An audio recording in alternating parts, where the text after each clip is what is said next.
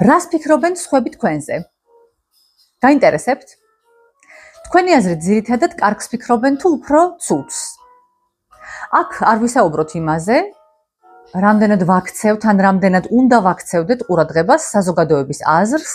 ცხადია, რომ ჩვენ არ ვართ რობინზონ კრუზოები, არ ვცხოვრობთ განმარტოებით უკაცრიელ კუნძულზე და ამიტომ შეუძლებელია და არცაა საჭირო, რომ საზოგადოების და გარშემო მყოფთა აზრს ჩვენთვის არანაირი მნიშვნელობა აი ასე დემონსტრაციულად არ ჰქონდეს. აქ მინდა კითხვა დავსვა ცოტა სხვაგვარად. რამდენად ხშირად ვართ სხვების ქების ან კრიტიკის მონები? კრიტიკა გვანგრევს, ხოლო ქება ჰაერივით გვჭირდება? თუ ასეა, მაშინ ვახსენოთ ტერმინი პერფექციონიზმი, ლათინური სიტყვიდან perfectio, სრულყოფილება, უმაღლესი ხარისხი. პერფექციონიზმი ნიშნავს სწრაფვას გამუდმებით სრულყოფილებისაკენ, რათა მუდმივად მივიღოთ ქება და არასდროს კრიტიკა. ხოლო ფრიადოსნის კომპლექსი, დამბლა, სინდრომი არის პერფექციონიზმის ერთ-ერთი ფორმა. მაინც როგორები არიან პერფექციონისტი ადამიანები? რა თვისებები აქვთ მათ?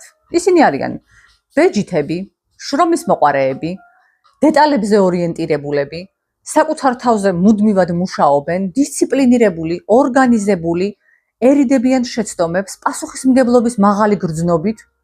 ასეთი მასწავლებლის რჩეულია, თანამშრომელი კომპანიის სული და გულია, ასეთი სოლიან ქმარი უბედნიერესია, სახლში ჰიგიენა წიკწიკებს, სუფრაზე უგემრიელესი სადილია, ყველაფერი შეკეთებულია, მომარაგებულია.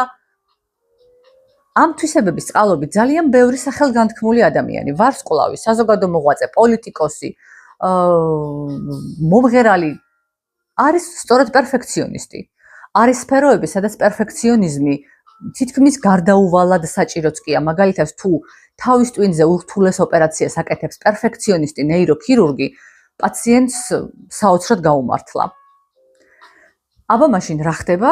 რატომ დავიწყეთ ამ თემაზე საუბარი რაღაცნაირად უარყოფით ნეგატიურ კონტექსტში?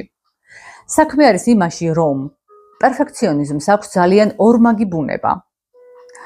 მას შეუძლია ადამიანი მიიყვანოს დიდ წარმატებამდეც და სრულ ხელმოცარულობამდეც. ზოგადად, ჩვენ ყველანი მეტნაკლებად ვართ პერფექციონისტები. დღეს მოდით გავანებოთ თავი ხელმოცარულობაზე საუბარს, მე მგონი თანხმდებით, რომ ეს უარყოფითი მოვლენაა ადამიანის ცხოვრებაში. მივაპყროთ ჩვენი ყურადღება წარმატებულ პერფექციონისტებს და ვკითხოთ, მათი წარმატება მათთვის ბედნიერების მომტანიც თუ არის. რადგან ადამიანის საბოლოო მიზანი ნებისმიერ შემთხვევაში არის მაინც ბედნიერება. წარმატებაც, სახელგანთქმულობაც, სიმდიდრეც, ყველაფერი ადამიანს სურს იმისათვის, რომ საბოლოოდ იყოს უფრო მეტად ბედნიერი, ვიდრე არის. ამიტომ, როდესაც ვიწყებთ საუბარს თემაზე პერფექციონიზმი, დავუსვათ საკუთარ თავს ერთგვარად ფილოსოფიური შეკითხვები, რათა გავარკვიოთ, გვეხება თუ არა საერთოდ ეს თემა ჩვენ როგორც პრობლემა და უნდა ვუსმინოს თუ არა, ან გვაქვს თუ არა სამუშაო საკუთარ თავზე. პირველი, ღირს თუ არა წარმატება იმ ფასად, რომელსაც მე მისთვის ვიხდი. და მეორე, ჩემი პერფექციონიზმი მე ბედნიერებაში მეხმარება თუ ხელს მიშლის. რადგან თუ თქვენ ბედნიერები ხართ, თვლით რომ ეს თვისებები გეხმარებათ და კმაყოფილები რეალიზებული ხართ, მხოლოდ და მხოლოდ გილოცავთ და გისურვებთ შემდგომ წარმატებებს.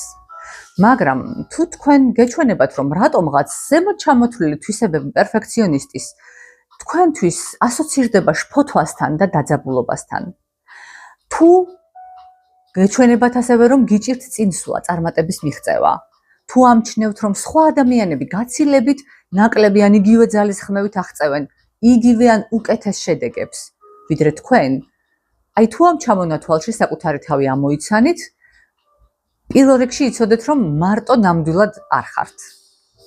შემდგომ შეგიძლიათ გადაწყვიტოთ, რომ დღევანდელი დღე შეიძლება იყოს ცვლილებების დასაწყისი. მოდით მოვიფიქროთ ახლებური მოქმედების ტიპები, რომელიც ჩვენ მიგვიყვანს ბედნიერებამდე და დაგვაღწევინებს თავს შფოთვისა და დაძაბულობისათვის.